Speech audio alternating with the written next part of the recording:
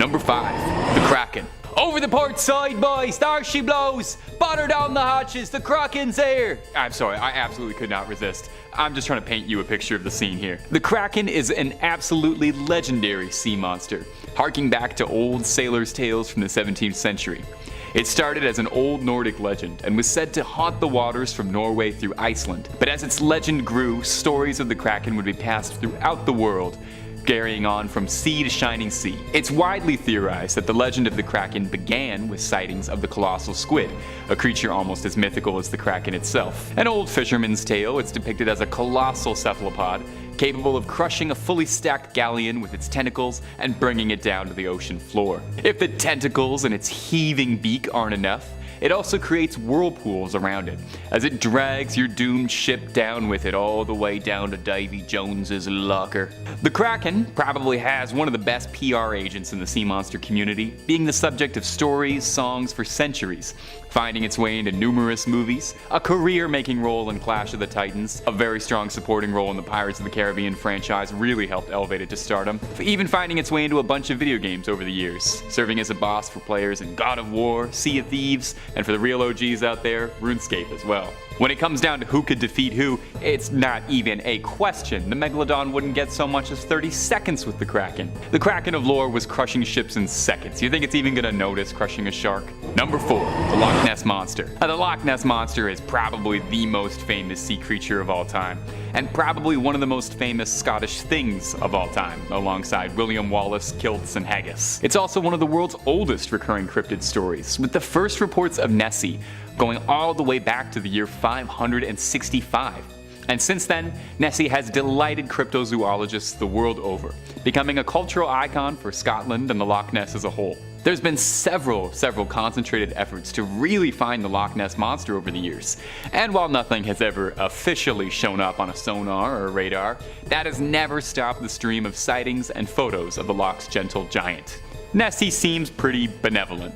There's never been a story or an allegation of the Loch Ness Monster eating or hurting anyone, usually just sticking its cute little head out of the water for a quick little blurry candid to be discussed and analyzed for years. Let's talk serious for a second here. In the ring, squaring up in a 1v1, I've absolutely got Nessie over the Megalodon, easy.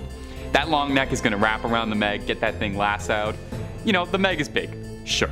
But the Loch Ness Monster clearly has some stealth capabilities. I mean, it's been eluding capture for the better part of 1500 years, so I've got to imagine that Nessie's got to know some pretty good tricks for hiding. But more so than anything, Nessie's got the people of Scotland riding for them. You're not just messing with a sea creature Megalodon, you're messing with a beloved cultural icon. It would be like going to war against raccoons in Toronto. The people just won't stand for it. Number 3. Umabozu, translating to sea priest, is a yokai appearing in Japanese folklore. It's depicted as a large, shadowy figure looming out of the water, appearing to sailors, breaking the ship as it rises, and demanding a bucket from whatever unlucky sailor happens to cross its path. Maybe it's got a leak in the roof. There's some differing opinions onto what the origin of the Umabozu is, as there's no specific origin to its legacy or one tale we can point towards. But it's generally agreed that the origin is that they are the spirits of priests who were thrown into the ocean by villagers for one reason or another, and because these priests have had nowhere to lay their bodies to rest, their spirits inhabit the ocean and take the form of a dark specter, haunting and taking retribution on unfortunate souls in the waters. I'd never heard about this creature until researching it for this video, and I've got to say it has got some fantastic folklore. You really should do yourself a favor and look up Umabozu after. The Umabozu rising from the sea and asking if you've got a bucket for it is hilarious. Like it's more of an annoying roommate than a sea monster asking if it can borrow something. Folklore says the Umabozu would cling onto the hull of the ship and shriek at the sailors, sinking them down. The Umabozu's weakness? The smell of smoke, apparently. So if you're looking to get rid of one, light some sage up, I guess, or light something. I'm sure that's very easy to do when you're on a wooden boat in the water. Now, squaring up against the Megalodon. This one, I actually do feel like it could go either way. The Megalodon, giant shark, Umabozu, scary specter. But I am going to give the edge to Umabozu solely because I don't know if it's got an actual tangible physical form or if it's just a shadow monster. You know, Megalodon can't really bite through shadows, I don't think that's one of its powers. As well, I could really see Umabozu pulling that little trick, you know, hanging on to the side of the Meg, asking for a bucket, and then the Megalodon, who presumably doesn't speak any languages, not understanding what's happening, gets dragged down to the bottom of the sea, never to be seen again. Number 2. Skyla and Carabitus. Skyla and Carabitus are sort of like a wrestling tag team duo as far as mythical sea monsters go. They worked in tandem, hounding opposite sides of a narrow strait of water, and famously clashed with the Argo Odysseus, made famous in Homer's Odyssey. The first beast, Skyla, was described to be a dragon-like creature, having 12 feet, 6 long necks, and atop each neck was a head full of razor-sharp teeth. Sailors unlucky enough to pass through Skyla's territory were swooped from their vessel and swallowed whole before they'd even know what would happen. That doesn't sound so bad, all in an instant. There's some speculation that perhaps the original Skyla was a very dramatized account of sailing through an underwater reef, which would definitely provide some explanation as to why a writhing mass of limbs and teeth would be shredding through a ship's hull. But Skyla is only one half of this dynamic duo, the Robin to Batman, and the other half is Carabitus. Carabitus is a little harder to describe, as it has no agreed appearance. In the original myth, the Odyssey, Carabitus presents itself as a whirlpool, savagely swirling around, creating the tides and pulling passing ships into their doom. Maybe it's just a little camera shy, and it lets its more handsome sibling take a lot of the front-facing business. However, of the two, it could be argued that Carabitus was the more dangerous of the two, as during the Odyssey, Odysseus chose to sail his ship closer to Skyla than Carabitus, figuring that it was wiser to lose 6 men to lose the entire ship. Very wise guy. Now, the Megalodon. Drop out of this one before you even try. A one-on-one is one thing, but a duo battle against a whirlpool and a 6-headed dragon? Save yourself the embarrassment and just clock out and go home. Number 1. Jormungandr. Jormungandr is another old Nordic sea legend, also known as the Midgard serpent or the world serpent, and is a serpent so large that its tail would surround the circumference of the earth and all its oceans and loop back around onto itself inside its mouth, creating an Ouroboros. This impressive girth is where the creature gets its name, World Serpent. Jormungandr's also had a bit of a star-studded run in pop culture, appearing in Marvel Comics and most recently the new God of War, based around Nordic legends. Jormungandr is fairly central to Nordic mythology, as it was said that when the creature would stop biting its own tail and release it from its jaws, it would be one of the signs of Ragnarok, and the creature would thrash its tail and the seas would rise up and flood Midgard, the Nordic term for their realm. There are several notable myths detailing Thor's many encounters with Jormungandr, and his various attempts to overpower the beast and to slay the mighty serpent, although as the myths go, he was never quite successful. Good for me, because I actually don't think I would do too great in Ragnarok. I'm really not much of a fighter, and I don't think I would do well wrestling any Vikings. It's said that when Ragnarok occurs, Thor will slay the mighty serpent, only to find himself defeated by poison from the creature himself. All of this to say is that as far as sea monsters go, there could not possibly be anyone more powerful in lore than Jormungandr. All this beast has to do to initiate the end of the world is to take its tail out of its mouth. The Megalodon wouldn't be able to challenge this thing. It would literally be over before it began. The Jormungandr opens its mouth to start the duel, and that's it. It's done. Not only is the Megalon done, but everything's done. Seas flooding, fires raining down from the heavens.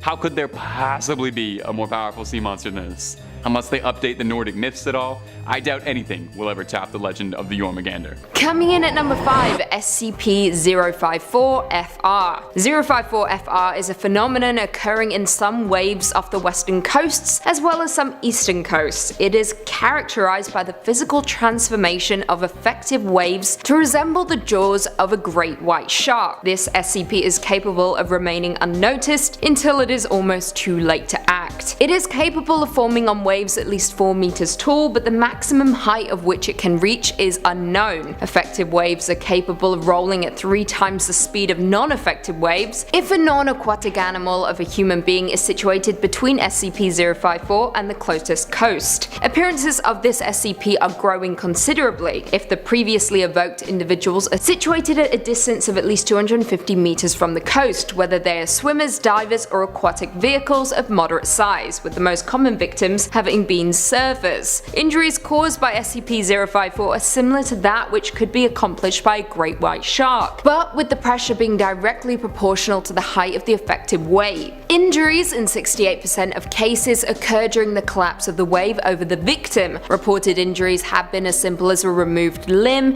to total disappearance of the victim. The only method of avoiding injury is to dive under the wave before impact. An exclusion zone has been established around all shorelines where an occurrence of SCP-054-FR have been observed. Only personnel with a clearance level of 3 or higher may enter the containment zones, and only for experimental purposes. Access is forbidden to any and all civilians under the pretext of conducting research on a population of marine animals. Sneaky stuff, this is why I don't go in the ocean, ever. There's something lurking. Coming in at number 4, SCP-3389. SCP-3389 is a man-made lake located in the northeastern United States near the town of blank, Pennsylvania. Any human being entering SCP-3389 will, after a variable amount of time, not exceeding 10 minutes, be pulled beneath the surface of the water regardless of the depth at which they were standing.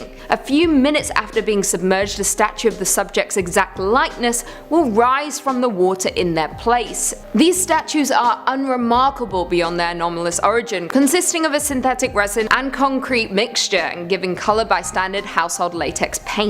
Upon discovery by the Foundation, there were at least 47 of these statues scattered around the lake, all in various states of decay. 13 currently remain, including that of a Dr. Blank. It is currently unknown how many instances are present prior to containment. Speaking of containment, all building, private and public land in a 10-kilometer radius around SCP-3389 have been purchased by the Foundation and designated Provisional Site 91. All roads and pedestrian pathways leading to the SCP are to be cordoned off and maintain a patrol of armed guards. An electrified chain link fence topped with barbed wire has been erected in the immediate vicinity surrounding 3389. 8 guard towers, each occupied by no less than 2 armed Foundation personnel and equipped with security cameras, have been erected to watch over the SCP at all times. Back to the statue though, if any instances of the statue's collapse, personnel stationed in the surrounding guard towers are to terminate any emerging statues instantly. No entities emerging from the lake are to reach beyond the chain link fence. If any personnel are apprehended by an instance of SCP-3389, every attempt is to be made to terminate them before they can be pulled into the water. Coming in at number 3, SCP-4217. 4217 refers to both the Bismarck, an anomalous German battleship sunk in 1941, and the large cephalopod organism that is fused to the inside of its hull. SCP-4217-B possesses a pair of octopoid eyes which protrude from the base of SCP-4217-A's superstructure, and 12 100 to 200 meter long muscular hydrostats that extend from an opening in the stern. Now, aside from the presence of SCP-4217-B, SCP-4217-A shows no signs whatsoever of damage sustained from battle or subsequent decades submerged underwater. B seemingly operates A's systems. This includes its full armament of 8 main guns, 44 secondary guns, and 12 anti-aircraft guns. B also can operate A's propellers to reach speeds approaching 40 knots, but only while surfaced. This is way too much power for a creature to have and could be incredibly detrimental if you piss it off. While submerged, SCP-4217 achieves locomotion via ejection of water from B's body cavity. Typically, this SCP remains submerged at a depth of 500 to 1100 meters, navigating its territory. However, the SCP will periodically surface and enter a hostile state. During this period, it will seek and attack non-threatening targets. Now, Foundation naval forces are to patrol the SCP's territory with 3 or more battleships under the guise of the British Royal Navy. During a hostile state, naval forces are to engage with the SCP until it reverts to a passive state. Survivors from civilian vessels attacked by the SCP are to be recovered and processed in accordance with maritime disinformation protocols. Coming in at number 2, SCP-1128. SCP-1128 is an entity that manifests as a massive aquatic predator to anyone given a full description of the being's appearance through either spoken, written descriptions, or visual depictions of the being. Persons infected by SCP-1128 will initially exhibit no abnormal behavior, though some cases show a general aversion to activities involving bodily immersion in water such as bathing or swimming. Should subjects become fully immersed in water, they will disappear completely under the surface of the water regardless of the water's actual depth. In most cases, they will reappear moments later in a panicked state and frantically try to leave the water. However, in other cases the water will become polluted with blood and debris, confirmed to be the remains of the subject. That sucks. The subjects that reappear intact claim that they were transported to a vast ocean where they were pursued by SCP-1128. Interviews with the surviving subjects carry further contamination as descriptions of the being's appearance trigger further infections. Yikes. Written description or imagery of the SCP's appearance or videos of the entity breaching found outside of the Foundation are to be destroyed, and Class C amnestics are to be administered to anyone exposed to such information or showing signs of the SCP's contamination. A written description of the entity's appearance is to be kept at site blank for experimental purposes only and is not to be read by anyone other than D-Class used for testing.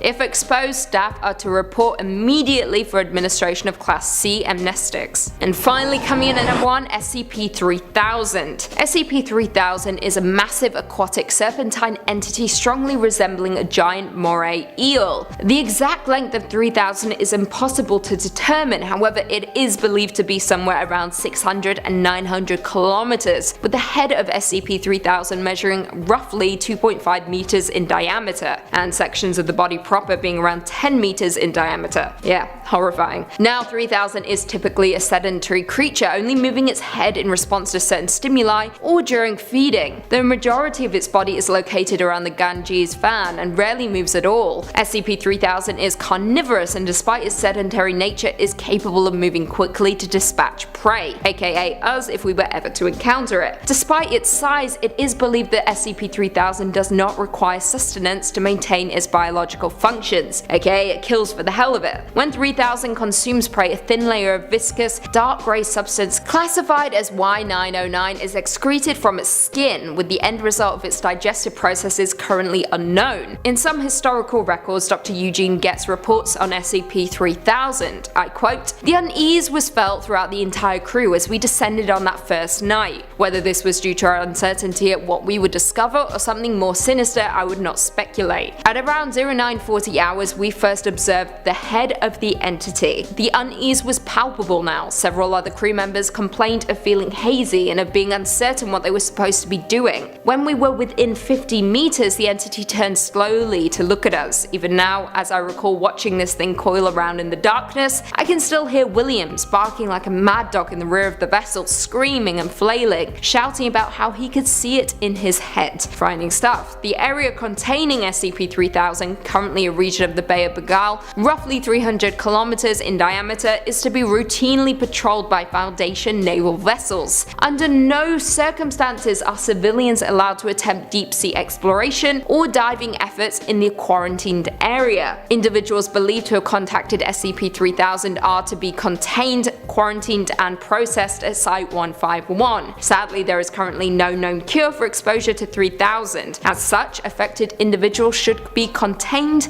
and quarantined for further evaluation. Awful. In at 5, Sirens. Hailing from Greek mythology, sirens were supposedly dangerous creatures who, according to the legend of Odysseus, the sirens would lure nearby sailors with their enchanting music and singing, which would cause them to shipwreck on the rocky coast of the Sirens Island. The ships would be wrecked and the sailors aboard would perish, either by drowning or slain by the sirens themselves. However, what makes these creatures interesting is that whatever they did to their captives is unknown, but has been implied throughout mythology that they ate the unfortunate sailors. Savage. Now, when Odysseus sailed towards the island housing the sirens, he ordered his crew to tie him to the mast so that he could hear the siren songs without being led astray. Smart mans. The crew were also ordered to plug their ears with beeswax so that they could not hear. In turn, Odysseus' ship passed safely by the island. Now, these mythological monsters were believed to combine women and birds in various ways, often represented as birds with large female heads, bird feathers feathers and scaly feet. However, throughout history this depiction would change, with them now being represented as female figures with the legs of birds, with or without wings, playing a variety of musical instruments, particularly harps. They have also been depicted as beautiful women whose bodies, not just their voices, are seductive. Now according to Ovid, the sirens were the companions of a young Persephone. Demeter gave them wings to search for Persephone when she was abducted by Hades. However, Demeter would curse the sirens for failing to intervene in the abduction and were ultimately fated to live only until their mortals who heard their songs were able to pass them by.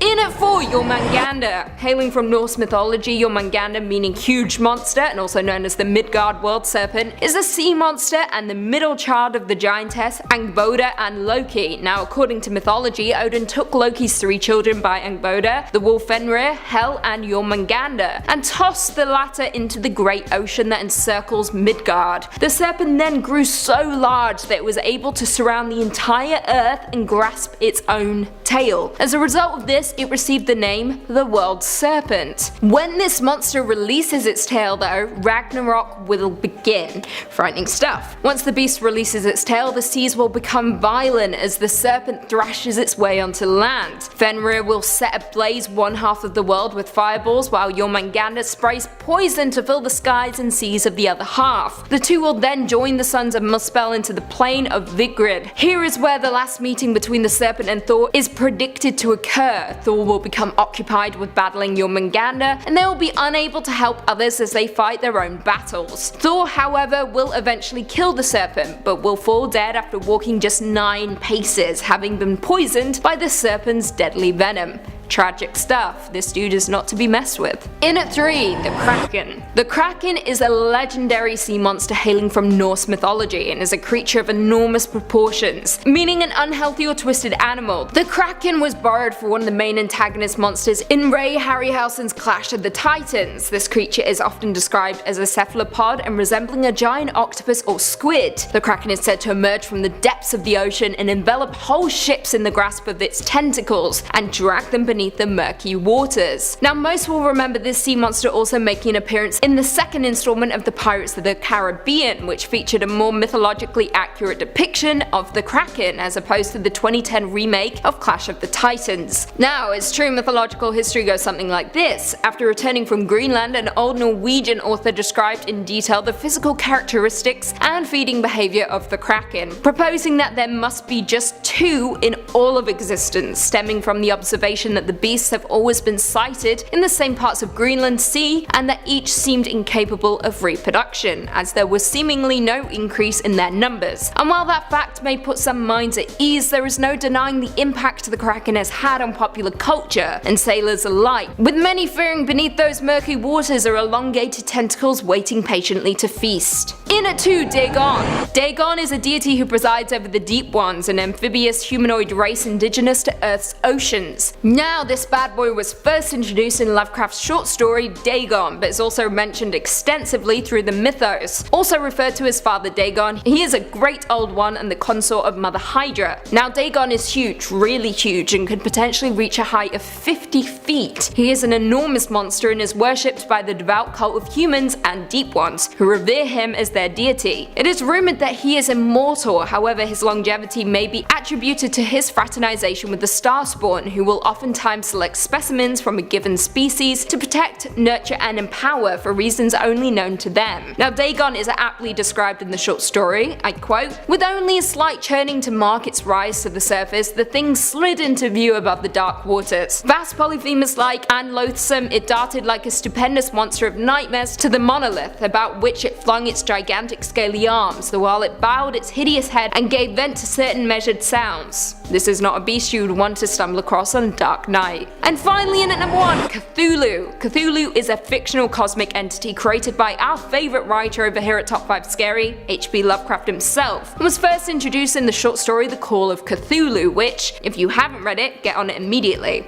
Cthulhu is a great old one of great power that lies in the depth-like slumber beneath the Pacific Ocean in his sunken city of R'lyeh, and remains a dominant presence in the eldritch dealings on our world. Now, it's near impossible to describe Cthulhu, however the most detailed descriptions come from the Call of Cthulhu and are based on statues of the creature. One of these statues, constructed by an artist after a series of baleful dreams, is said to have, I quote, yielded simultaneous pictures of an octopus, a dragon, and a human caricature, a pulpy tentacled head surmounted, a grotesque and scaly body with rudimentary wings. Horrifying, right? Worse still, this oceanic monster has a loyal group of followers. It is unknown how large the throng of worshippers are, but his cult has many cells around the globe and are noted for chanting horrid phrases that translate to, I quote, in his house at R'lyeh, dead Cthulhu waits dreaming. So what happens when Cthulhu emerges from his slumber beneath the ocean? Well, the story says that, I quote, the thing cannot be described, but it is called the green sticky spawns of the stars, with flabby claws and an awful squid head with writhing feelers. All I can say, folks, is that if Cthulhu awakens, there's trouble for not just you, but for all of us. You have been warned. Number 5. The frilled shark. Chlamydoslacus ingenius and Chlamydoslacus africana, or better known as the frilled shark and the frilled South African shark, are the two extinct species of shark that swam our oceans. Thank gosh. Well, actually, still kinda do. The frilled shark is considered a living fossil, not just its age and time spent surfing the coast, due to its primitive eel-like physical trait, the brown color, the jaws, 8-foot body, and the way its fins, spine, and head move under the water are common in ancient serpents and water creatures. So this thing is like an eel-serpent-shark hybrid. Yeah. Little jarring, commonly referred to simply as the frilled shark because of its 6 pairs of gill slits at its throat. It swims amongst the Atlantic and the Pacific Oceans, usually in deep, dark, murky waters of the outer continental shelf and upper continental slope. These deep dive sharks usually live and sleep near the ocean floor. Okay, that's a good sign, of course. They live on a diet of cephalopods, smaller sharks, and even swim to the surface at night to feed what's floating atop on the surface. When hunting, the frilled shark moves like an eel, bending and slithering to swallow prey with its long and flexible jaws, which are equipped with 300 rows of recurved, needle-like teeth. So am I just gonna snorkel into one of these things any day now? Well, good thing is they're really hard to find. Like, really hard. Usually caught by accident in commercial fishing nets, usually at depths anywhere between 50 and 1,000 meters. So unless you're free diving at night, you should be okay. Yeah, they like it deep and dark. I'd say these things are already scarier than the Meg. It's like a shark but an eel-snake hybrid, with a shark head and shark-size teeth. That sounds a bit scarier. Well, I mean, the Meg preferred warmer, shallower waters, so maybe this one's a tie. I don't know who's snorkeling 2 miles deep, but it's certainly not me, okay? In my opinion, I'd take a large great white over this dinosaur-looking thing slithering after me any day. Number 4. The fang-toothed fish. Ah yes, the Anoplogaster cornuta, or commonly known as the fang-tooth. I wonder why. Though they spend most of their time in the deep, common fangtooths are known to migrate towards the surface at night. Sorry, the fangtooths are known to migrate towards the surface at night. That is the scariest sentence I've ever said. Dude, these are way scarier than this giant ancient shark. Like, all the scariest things come out at night, you notice that? And root canals, but they're usually done during the day. The word megalodon is Greek words meaning giant tooth. I'd take big teeth over this thing chasing me around any day. Thankfully though, this guy is only about 1 foot in length. Okay, that's not so bad. The fish has a mouth that are full of long snake teeth, perfect for hanging onto its prey as they shake. The lockable jaws ensure that, although thrashing may occur, the fangtooth's teeth are locked clamps that effortlessly swim with dinner in its mouth, just getting dragged deeper and deeper down, wiggling and can't move, trying to run for their lives. Well, swim for their lives. And fish of any size. I'm sorry? Yep. Any size. Common fangtooths have been recorded at depths of about 5,000 meters, so whatever lives down there, it's game on. Look at this thing. I was scared of sunfish and seaweed brushing up against my legs. This thing swimming by me, this thing? It looks like a night terror in itself, stalking their preferred prey of crustaceans and, of course, other fishes the same size. Common fangtooths are more active than many other deep-sea fish and seek out food for meal and sport rather than being purely ambush predators eating when they're hungry. That's terrifying. Packing up for the long winter, huh? Their huge mouth and very long teeth ensure that they are able to attack prey and actually hold on while they relocate them to a deeper, darker spot where they can kind of take their time on the meal. I've swam with sharks. In my opinion, this thing's way scarier. Like, Eating small critters running around the ocean floor? Sure, but also imagine eating something the same size of itself with teeth? No problem? Slowly devouring it bite by bite? Yeah, that's way scarier. Come on. Just reattaching itself every bite? Taking you along for the free ride? Yeah, that's horrifying. And number 3, the bigfin squid. Of the genus Magnapinidae family, the bigfin squid, or as I like to call it, this ocean alien with shoulders, belongs to a group of rarely seen cephalopods with a distinctive morphology, meaning they're really weird and rare. Magnapini meaning big fin, of course. The first record of us catching and looking at this family comes from a specimen talismani caught off the Azores in 1907. This was our first look at this bizarre fish, but due to the damaged nature of the find, little information could be extracted and was classified just as a squid. The problem is when you pull these things out of its atmosphere, it just looks like a piece of wet crinoline dress all of a sudden. Don't get the whole terrifying effect, you know? In 1956, a similar squid was caught in the South Atlantic, but during the 80s, 2 specimens were found in the Atlantic, then 3 more were found in the Pacific, and eventually the creatures found a place amongst the books as its own species, entering the family Magnapinidae. Squids. Okay, so it's not actually a squid, but loosely related, like a third cousin of maybe alien origin. This thing looks like it crashed here on an asteroid, I'm just gonna say it, doesn't it? Like there's only 12 of these, not many. The arms and tentacles are the same length. The appendages are also huge and held perpendicular to the body, creating the appearance of a illusion of arms and elbows, giving its trademark alien figure. Most remarkable is the length of the elastic tentacles, which has been estimated around 20 to 30 times its mass and length. Deep sea video evidence puts the total length of the largest specimens at 10 meters long. Yeah, that's 2 trucks. Close-ups of the body and head show us that the fins are extremely large, being proportionately nearly as big as those of a big fin squid. Hence, the comparison. While they do appear similar, no specimens or samples of the adults have been taken out of the water yet, leaving their exact identity, bodily functions, and internal organs a mystery. Awesome. Yes, more mysteries under the water. Alright, I only had really bad night terrors already. Let's just add this in there. Yeah, I'd take a shark swimming with a brain at me rather than this alien thing swimming up to me and just staring at me, trying to understand me for about an hour. Terrifying.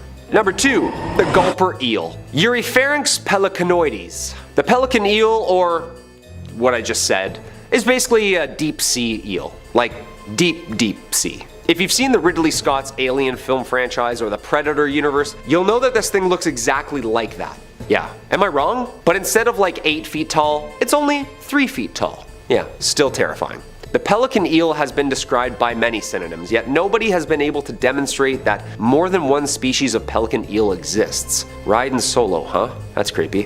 One of a kind kinda deal. It's also commonly known as the gulper eel, or umbrella mouth gulper eel, due to its terrifying size and function of its mouth. The mouth and jaws resemble a pelican's gulp, hence the name. The morphology of the pelican eel can be difficult to describe because they're so fragile and oddly shaped that they become damaged when they're pulled out of the deep sea's immense pressure. We can't just swim all the way down there and take pictures, you know? The pelican eel's most notable feature, its mouth, which is much larger than its body, like 5 times the size. The mouth is loosely hinged and can be opened wide enough to swallow a fish 3 times its size. This thing has like a lower mandible of a python, just like unhinging it before dinner. The lower jaw is hinged at the base of the head with no body mass behind it, making the head look abysmally huge. It's basically a swimming mouth with a spine, tail, and I think a brain? Yeah, we don't really know yet. With dot-sized eyes, yeah. It usually is always moving too, rarely stationary. It hunts in some sort of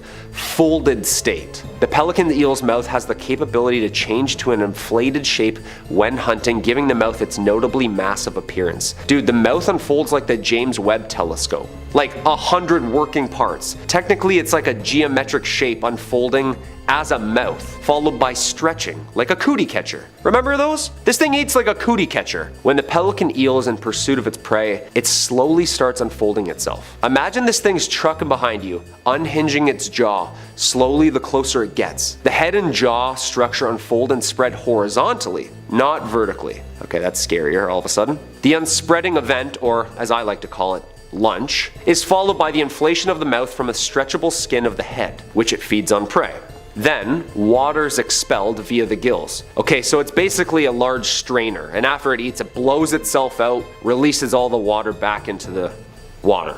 just wrings itself out. Come on, this thing is horrifying. Thank gosh it only eats crustaceans and creepy little crawlies on the bottom seafloor. And number 1, the phantom jellyfish. Stygiomedusa gigantea. I love that word. Commonly known as the giant phantom jellyfish, is a part of the monotypic genus of deep-sea jellyfish, Stygiomedusa. With only around 110 sightings in 110 years, it's a jellyfish that is rarely seen. Well, I guess like once a year. I don't know, I'm not really good at math. Believed to be widespread throughout the world, it thrives in all oceans and seas, with the exception of the Arctic Ocean. Yeah, a little too cold for it. The Monterey Bay Aquarium remotely operated underwater vehicles have only sighted the beast 27 times in 27 years. Dude, what's with all the matching numbers? Is this CIA run? A study conducted by the Journal of the Marine Biological Association of the UK revealed info regarding the species and had this to say. The Gigantea is thought to be one of the largest invertebrate predators on this planet.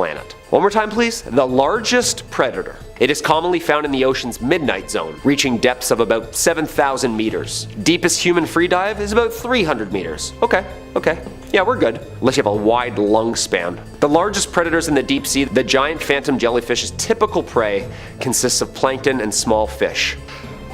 The S. gigantea tends to be dominant in locations with a low productivity system, meaning it deters other predators of fish. Like, it likes it quiet. A shy eater, I'd say. However, when this thing is hungry, it battles squids, eels, and even whales. Okay, never mind. Just when I thought this thing was really cute, it fights off whales for food.